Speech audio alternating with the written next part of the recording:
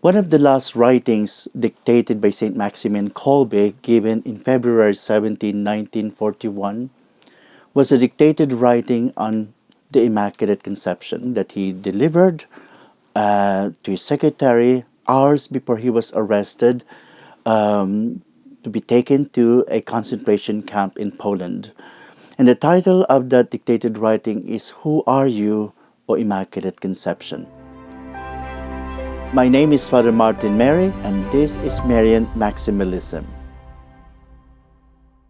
Saint Maximilian Kolbe was reflecting on the identity of Mary, beginning from the episode of Mary's apparition in Lourdes to Saint Bernadette, when Bernadette asked her the question, "Who are you?" And she said, "I am the Immaculate Conception." It is a very, very curious way to call herself Immaculate Conception in the nominal way, because it was even raised by the parish priest at that time. She should have been called herself, "I am immaculately conceived." And so, explaining that particular title of Mary, St. Maximilian Kolbe said, well, she is called Immaculate Conception because she is the spouse of the Holy Spirit. The way St. Maximilian Kolbe did that is he reflected that there must be an Immaculate Conception in the Holy Trinity. How is it possible? He said that the Trinity is a mystery of love. The Father seeing the Son so perfect, and the Son seeing the Father, and the fruit of their love is a conception. That conception is certainly the Holy Spirit, the procession of love. But since He is also God at the same time, the third person of the Trinity, He must be without sin. Therefore, He is the uncreated Immaculate Conception, according to Saint Maximilian Kolbe.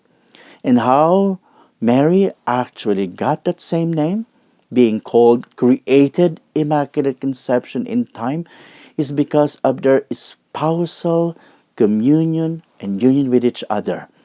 He, in fact, in a simple popular way, he said, when a woman marries a man, she becomes his wife. And eventually, she inherits the title, the name, the surname of the husband. Similarly, St. Maximilian Kolbe said that Mary, being the spouse of the Holy Spirit, a kind of acquired that name. But it's just more than the name. The title spouse of the Holy Spirit indicates her union, intimate union with the Holy Spirit. And I think that's very fundamental for St. Maximilian, not just from the doctrinal, Mariological point of view, but also for the pastoral point of view. Precisely because he said that the Holy Spirit acts to us, acts in the world, in the church, to Mary's action and mediation. I think he kind of alludes to the statement of St. Louis Grignion de Montfort. Louis de Montfort said that when the Holy Spirit sees the soul in love and devoted to Mary, the Holy Spirit runs to that soul. In a similar way, St. Maximilian Kolbe said that the Marian devotion, consecration to Mary, does not necessarily, in fact, never separates us from Christ or from the Holy Spirit. On the contrary, she actually brings us closer to Christ and in the action of the Holy Spirit, because she is the spouse of the Holy Spirit. That intimacy of union between the Holy Spirit and Mary, known as the spouse of the Holy Spirit, guarantees the action of God in our lives.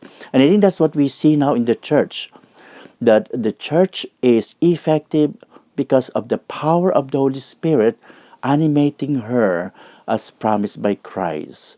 But if the church finds her archetype and exemplar in Mary, therefore the church, like Mary, must have also the operation of the Holy Spirit.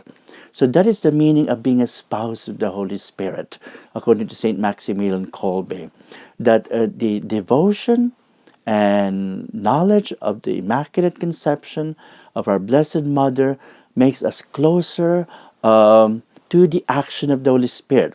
In a practical spiritual sense, what does it mean? That the person who is devoted to Mary in love with the spouse of the Holy Spirit will be vibrant in their faith, because that's one of the effects of the Holy Spirit in our lives. They become very strong and faithful to what Christ has given us, because the Holy Spirit always is present in the soul devoted to Mary. But there's another action of the Holy Spirit evident in a person consecrated to her. They will have a certain sense of sin.